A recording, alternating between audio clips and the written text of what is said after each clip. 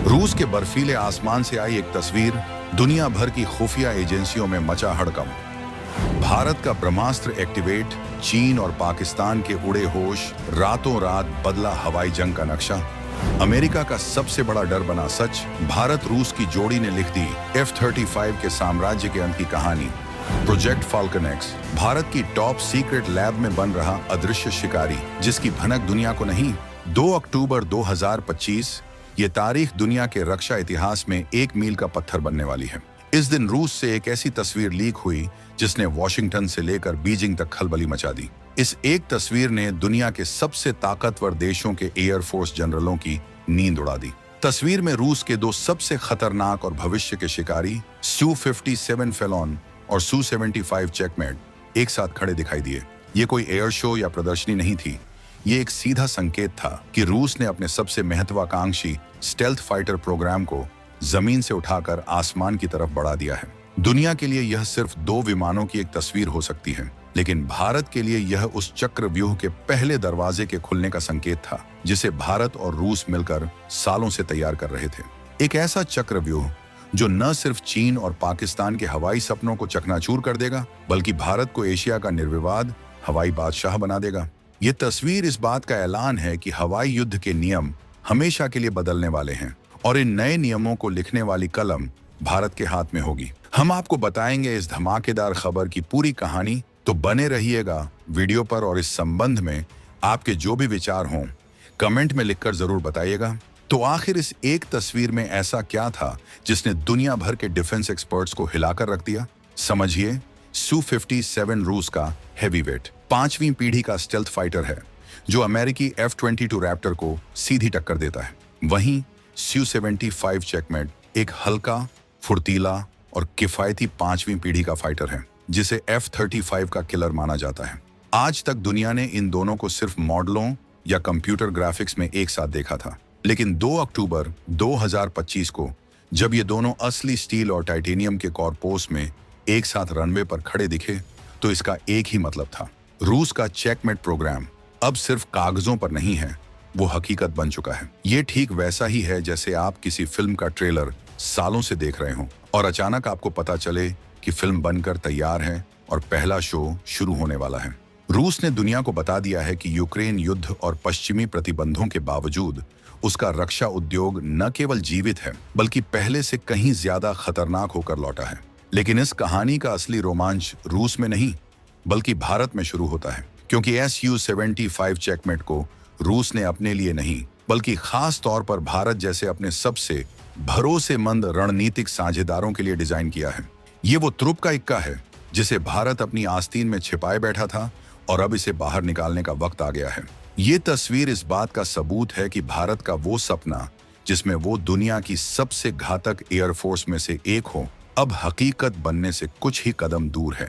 अब सवाल उठता है कि जब भारत अपना खुद का 5वीं पीढ़ी का फाइटर जेट एम का एडवांस्ड मीडियम कॉम्बैट एयरक्राफ्ट बना रहा है, तो उसे रूस के Su-75 की क्या जरूरत है? यहीं पर भारत की वो दोहरी रणनीति या डुअल लाइन स्ट्रेटेजी सामने आती है जिसने चीन के रणनीतिकारों को सोचने पर मजबूर कर दिया है। समझिए, एम का भारत का गौरव है, हमारी आत्मनिर्भरता का प्रतीक है। ये एक ऐसा प्रोग्राम है जिससे भारत भविष्य में किसी भी देश पर निर्भर नहीं रहेगा। लेकिन 5वीं पीढ़ी के फाइटर जेट बनाना कोई बच्चों का खेल नहीं है। इसमें सालों लगते हैं, अरबों डॉलर खर्च होते हैं और तकनीक की कई बाधाओं को पार करना पड़ता है।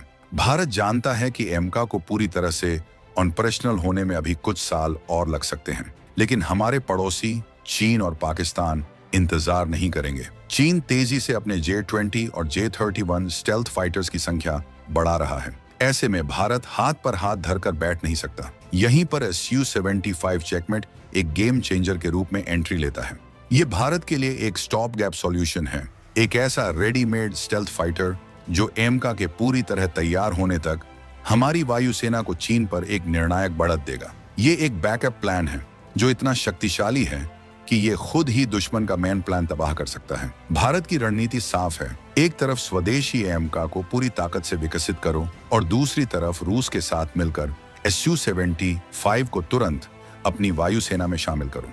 ये एक ऐसा दांव है जिसमें भारत की जीत निश्चित है। अगर एम का समय पर तैयार हो जाता है तो भारत के पास दो तरह के 5वीं पीढ़ी के फाइटर जेट्स होंगे, और अगर एमका में कोई देरी होती है तो Su-75 हमारी ढाल बनकर खड़ा रहेगा।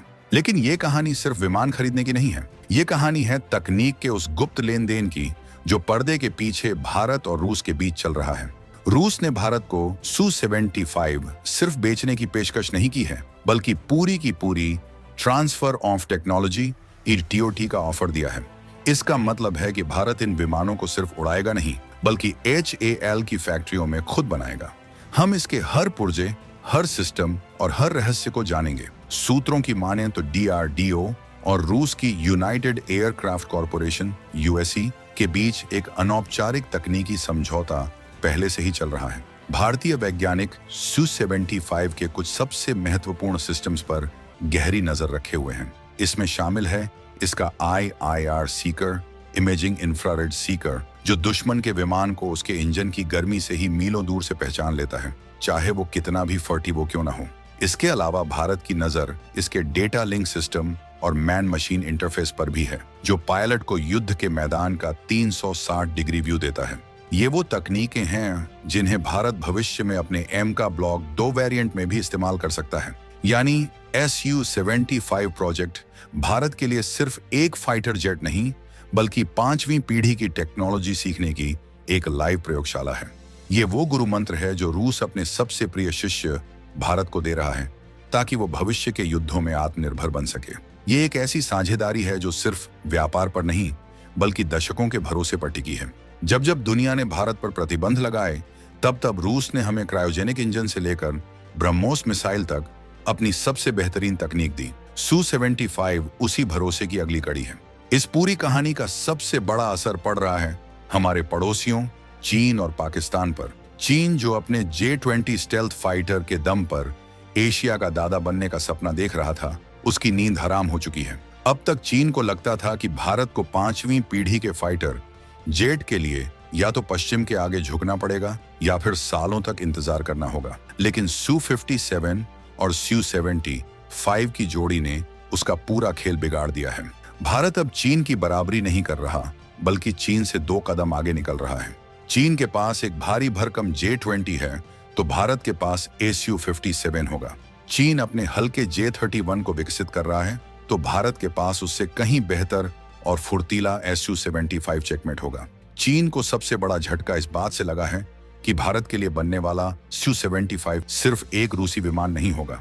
इसे भारत की जरूरतों के हिसाब से मॉडिफाई किया जाएगा। इसमें पश्चिमी देशों के स्तर के सेंसर्स और भारतीय एवियोनिक्स लगाए जा सकते हैं, जो इसे चीन के J-20 से भी ज्यादा स्मार्ट और घातक बना देंगे।